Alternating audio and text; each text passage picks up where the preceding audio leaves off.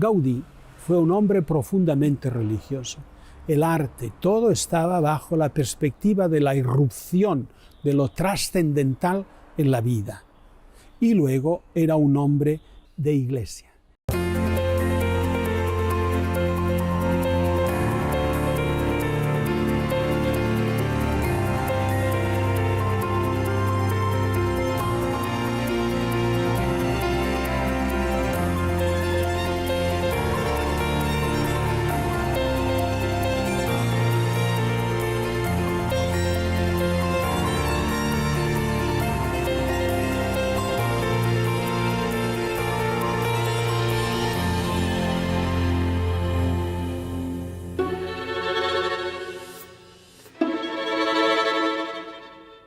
Hemos conocido la historia de la fachada del Nacimiento, obra maestra en piedra diseñada y construida para la Sagrada Familia por el gran arquitecto Antonio Gaudí. Ahora trataremos de entender los difíciles años que le tocó vivir como una introducción a la segunda fachada, dejada en proyecto por Gaudí, pero que no pudo construir, dedicada a los misterios de la Pasión. Le toca vivir una época verdaderamente agitada. En España se vive una situación de verdadera confrontación con los que hacían una oposición a la monarquía restaurada con Alfonso XII y luego con Alfonso XIII, y aparecen en aquellos momentos grandes luchas y grandes disputas y grande lucha sobre todo sindical. Eso lleva a la calle a confrontaciones y lleva sobre todo al fenómeno que va apareciendo, que es el anarquismo. Todo esto sucedía mientras se construía la fachada del Nacimiento en las periferias de Barcelona por obreros que en su gran mayoría pertenecían al movimiento anarquista. Pensemos que la Sagrada Familia era la catedral de los pobres, estaba en el extrarradio de la ciudad. Allí iban a trabajar pues los más necesitados, muchos de los cuales habían comulgado o comulgaban con aquellas ideas anarquistas o socialistas radicales o republicanas radicales, que era el lerrouxismo en Cataluña, y que estas ideas pues habían penetrado porque vivían en situaciones también de injusticia laboral. Gaudí tuvo una gran sensibilidad hacia ellos. Quería educarlos también y quería ayudarles en todos los aspectos, empezando por la justicia social. Ve en los anárquicos realmente un deseo de justicia, pero que el camino como van hacia la justicia equivocado, no el deseo. Ellos quieren una sociedad más justa. Y él eleva esta situación de pecado, esta situación de lucha fratricida entre hermanos, por el odio, pero también por las injusticias, lo eleva, digamos así, a la categoría de ponerlo en el orden espiritual, en el orden de la redención que eleva Jesús, el Señor, con su nacimiento y con su salvación. Pero Gaudí no solo se limitaría a expresar su fe por medio del arte, sino que la llevaría a la práctica. Pero él está pendiente de esa gente sencilla, de darles trabajo, cómo está su salud y sobre todo que los niños, entonces todavía hay bastante analfabetismo, que los niños tengan su escuela, es decir, se preocupa de los pobres. Él, entre 1908 y 1909, en lo que es hoy la nave central de la Sagrada Familia, instala unas escuelas para obreros, que son estas escuelas una escuela principalmente pensada para los hijos de los trabajadores tan alejados de la Iglesia y en situaciones verdaderamente injustas. O sea, que Gaudí, en definitiva, siente la problemática social, no solo religiosa, y hace algo en aquel momento en que había tanta necesidad, tanto por lo que afecta a la escuela, como que afecta a la situación laboral y social. El compromiso de Gaudí con la sociedad en que le toca vivir encuentra también espacios de reflexión en grupos como el Círculo de Artistas Sant Lluc.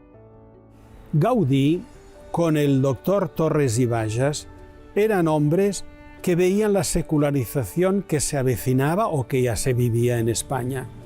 Un proceso que se complicaría hasta llegar a la terrible y cruenta guerra civil, donde se asesinaron más de 8.000 sacerdotes, seminaristas, 4.000 religiosas. Fue verdaderamente la persecución más terrible.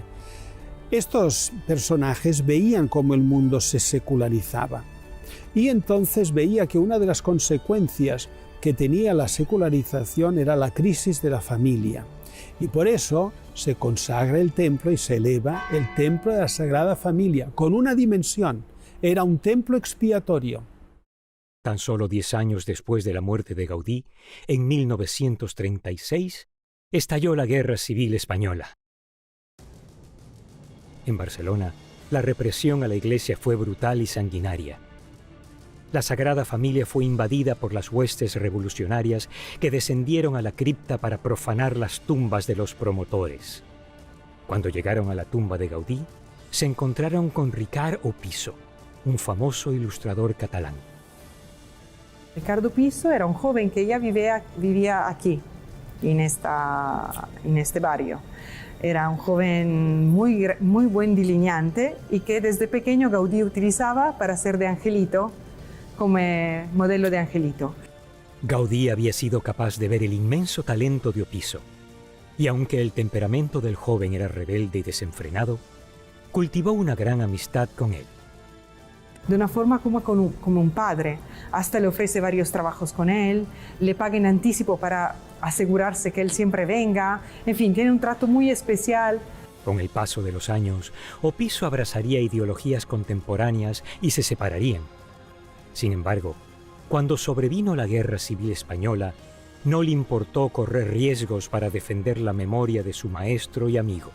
Y lo que acontece es que cuando los anárquicos finalmente bajan para profanar las tumbas que hay en cripta, que son de los promotores de Sagrada Familia y de Gaudí, la tumba de los promotores sí que es profanada, y al contrario la de Gaudí no, porque vino Ricardo Piso a dar fe por varios días, los días que se sucedieron los anárquicos aquí, a dar fe que aquella tumba era de alguien que no valía la pena profanar, ¿no? Entonces, si hubiese sido un sacerdote, pues lo hubiera matado como mataban todos los demás sacerdotes. Al contrario, siendo un anárquico, pues pudo dar fe que esta tumba era algo a conservar, ¿no? Algo para cuidar.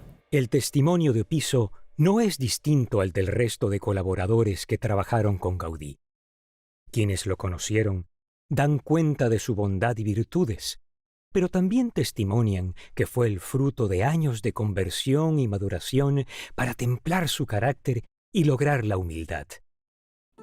Él entra en Sagrada Familia como un joven que quiere ganarse el mundo, participa a todos los concursos, quiere ser famoso, se ve en las fotos como se pone a la última moda, firma con una firma muy exagerada y de repente empieza a entender que su camino es la humildad, el estar obedeciendo primeramente al proyecto de otro, porque él entra aquí para ejecutar el proyecto de otro. Estar abajo los josefinos, entender la otra persona y vivir en oración. Y esto también quizás su vida llena de dolor, y él lo hizo entender. Gaudí desde pequeño sufrió la enfermedad y la pobreza o dificultad de la sociedad y todo esto. Más que nadie, él buscaba felicidad. Pero él, probando todo, yo creo que sufrimiento, todo esto, el resumen de él es, si no damos la felicidad a otro, nunca sentirás que eres feliz. Un Gaudí que sus amigos dicen era como un gourmet, dicen, porque le gustaba comer bien, le gustaba ir a caballo, no bajaba del caballo para no ensuciarse. Y al contrario, en el tiempo se va haciendo cada día más cercano a estos obreros y descubre que es la cercanía lo que hace la autoridad. Él tenía una autoridad moral y no tanto el simple mando. Y entonces él se hace como Cristo, que se hace pescador entre los pescadores, e imitación de Cristo, que era el librito que él siempre llevaba en el bolsillo, pues se transforma realmente en su vida. A tal punto llegaría su identificación con el rostro pobre de Cristo, que más de uno lo tomaría por un vagabundo. Y hasta el punto que una vez que estaba esperando el tranvía, ha pasado una persona y le ha dado una moneda como de limosna. El compañero que estaba con él le dijo, no, devuelve la moneda. Y Gaudí le corrigió, dice, no, esta moneda es expiatoria, esta moneda va al templo, ¿no? Gaudí mismo entendería que él también era una moneda ofrecida en el templo para expiar sus pecados. Hoy todo el mundo trabaja por el dinero. Nunca cobró él. Lo que le daban, y ya está. Él se entregó a un ideal. Él no tenía domingos. Él no tenía fiestas. Él tenía una vocación, se entregó a esta vocación con cuerpo y alma. Y entonces él empieza a vivir en este lugar, diciendo también que cada día luchaba con su temperamento, porque efectivamente Gaudí va creciendo con el templo, pero él nace con un temperamento muy fuerte, en el cual hay muchísimas personas que hablan de él como una persona sumamente dulce y muchas personas que hablan de él como una persona realmente agria y que, de mal temperamento. Gaudí era un poco, según como, de forma de ser, era muy tajante.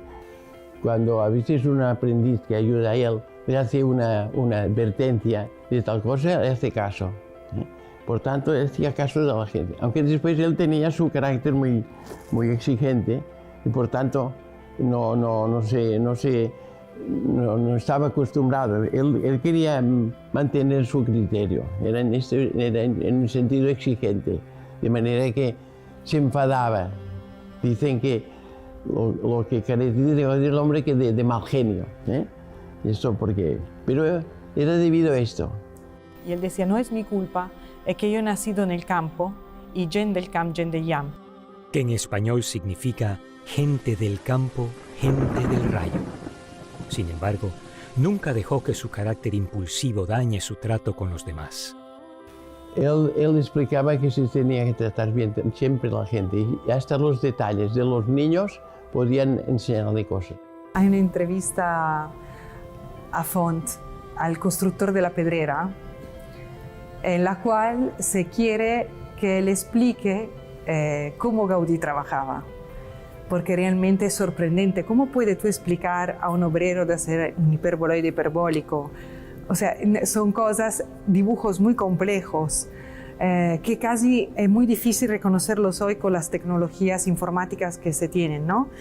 Y Font, que finalmente era un obrero, ¿no? Era como, bueno, era el jefe de la constructora, pero no dejaba de ser una persona ligada a la obra, casi se desespera en estas preguntas que insisten, ¿cómo trabajaba Gaudí? ¿Cómo trabajaba Gaudí? Y en un momento es muy bonito porque empieza, bueno, ¿qué hacía Gaudí? Venía y decía, así, así, así, así, así. Como diciendo, lo hacía él. O sea, él se ponía al lado de los obreros y por eso él sabía él sabía hacer escultura, él sabía forjar el hierro, él sabía construir, él podía mandar porque él primeramente sabía hacer.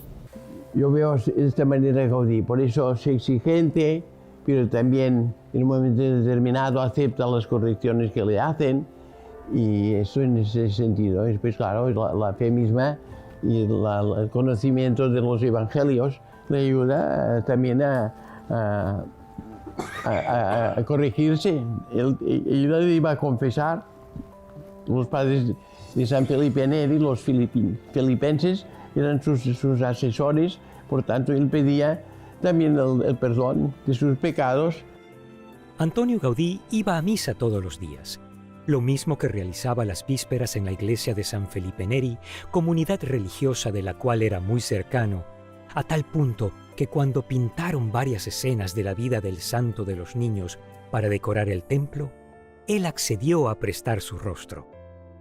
Cuando uno vive en contacto con Dios, esto irradia una bondad que la gente va quedando edificada, aunque no hable mucho, aunque no haga grandes cosas, pero eso va haciendo que se contagie su vida interior y cuando fallece todo el mundo evidentemente dice, estoy agradecido por su ayuda y sobre todo por su testimonio que me ha dado a lo largo de su vida.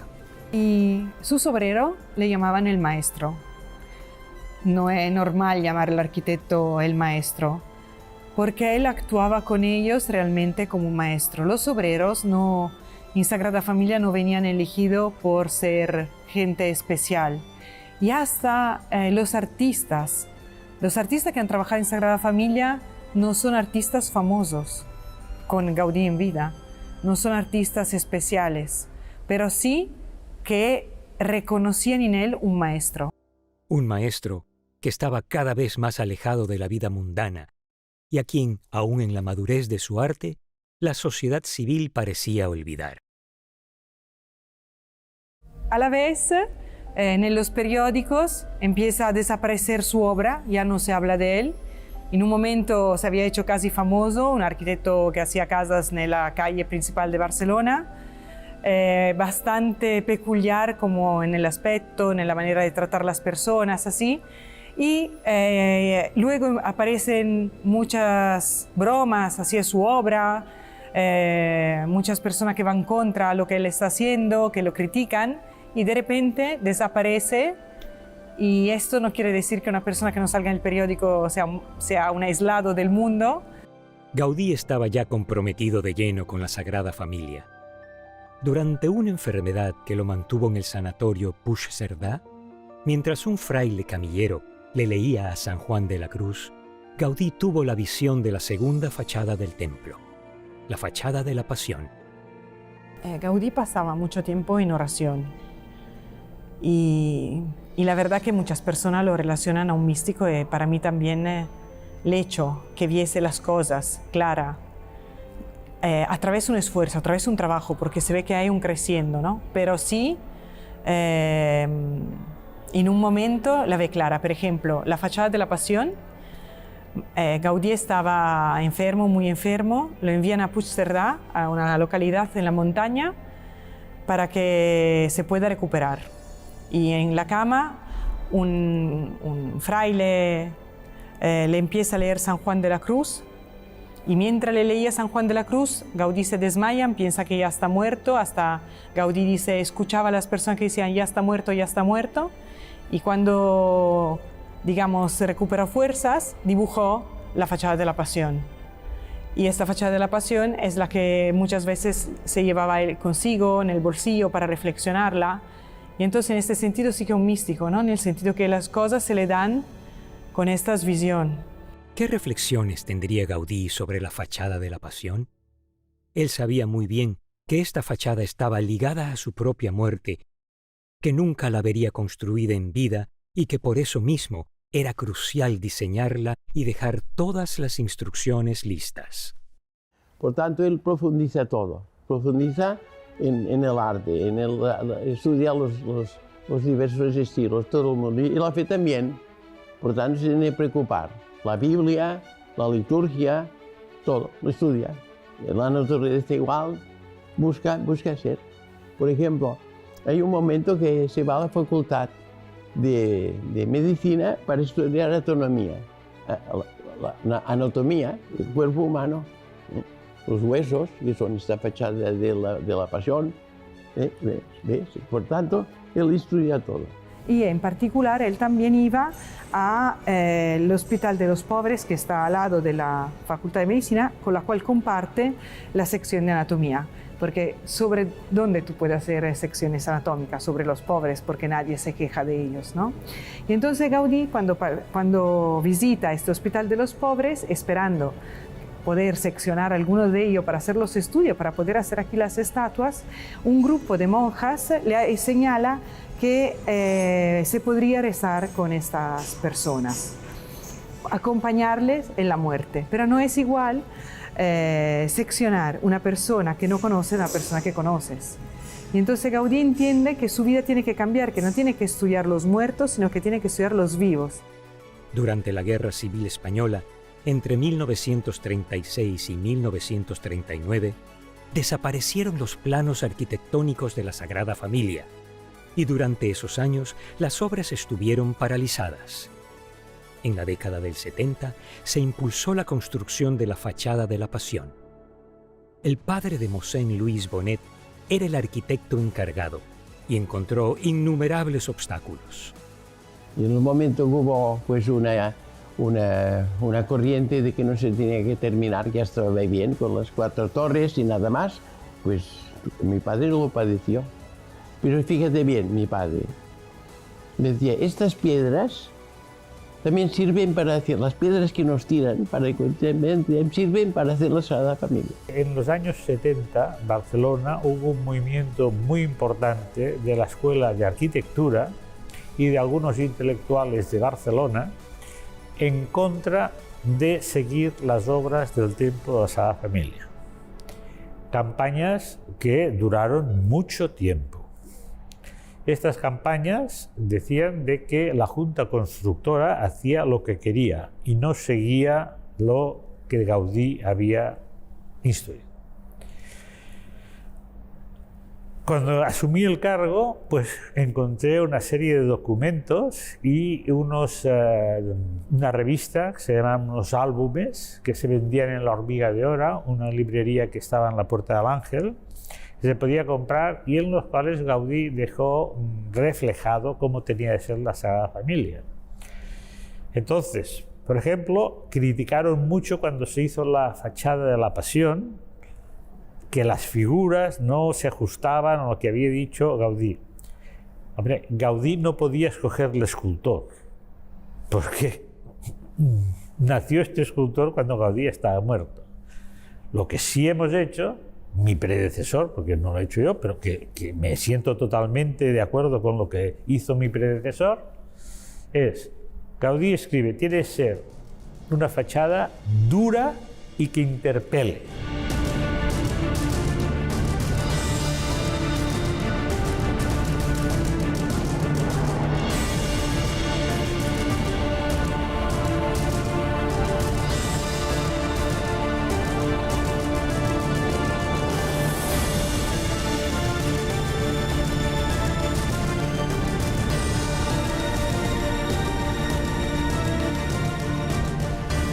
Gaudí dijo, alguien encontrará esta puerta demasiado extravagante, pero yo querría que haga miedo, y para conseguirlo, no ahorraré el claroscuro, los motivos entrantes y salientes, todo lo que resulte de más tétrico efecto.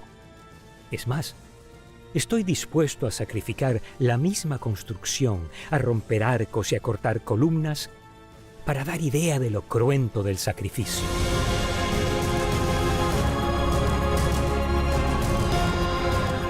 Y a mí, antes estamos hablando de una figura que me encanta. La figura que me encanta es la negación de Pedro. Cuando Pedro niega que iba con Jesús, que se ve el gallo en el fondo, las 3 mujeres que le preguntan, la cara de dolor de Pedro es irrepetible. Es una cara de dolor. Obviamente, aquellas críticas del año 70 hoy, felizmente, han desaparecido y estamos terminando la basílica. Los últimos detalles escultóricos a la fachada de la Pasión fueron completados en julio del año 2018, poco más de 40 años después de empezar la construcción de esta fachada. Así, se repite la misma cantidad de tiempo que le tomó Gaudí construir la fachada del Nacimiento. El ciclo bíblico de 40 años, de oriente a occidente, iluminado por el sol. Entonces, por primera, el sol por la mañana ilumina lo que es la fachada de la Natividad, girando, ilumina largo todo el día la gloria, el día cuando siempre habrá luz, y a la noche, al atardecer, ilumina lo que es la fachada de la Pasión, que además se encuentra toda en sombra por su propia forma. Entonces el sol que largo todo el día roda alrededor de Sagrada Familia, orienta y da un significado, introduce dentro de lo que es el orden cósmico de la naturaleza también esta construcción, que además tiene todos los pináculos representando fruta. Entonces toda esta fruta se va madurando largo el pasar del día. Hay los frutos que son de la primavera más hacia este, más inmaduros, y que luego se van cambiando y madurando hasta lo que son los frutos del invierno, las castañas, los melogranos, maduro. Entonces como que la vida de un día construye Sagrada Familia, entonces que cada día tiene tiene este orientamiento fundamental. Cada día se construye la Sagrada Familia, y aunque muchos dudan que para el 2026 esté terminada, los casi 1000 trabajadores del templo enfrentan el reto de cumplir el sueño de Antonio Gaudí. El tiempo que estaba dentro de la obra, eso es muy grande. Fundimos parte, pero cuando hicimos original, hicimos todo entero. Entonces, físicamente, por tamaño, yo tenía que estar dentro de la obra. Y este momento, día a día, cada día trabajando dentro de la obra, me abraza. Y esa sensación era crecimiento de parte de la fe de mi vida, creo. Porque esa familia tiene también esto de bueno, que cada uno puede encontrar, como antes decía, lo que busca.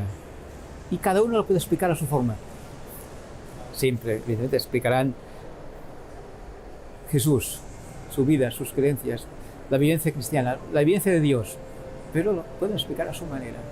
Y de esta forma es la forma que el espíritu de la Sagrada Familia pues, se propague, se comunique.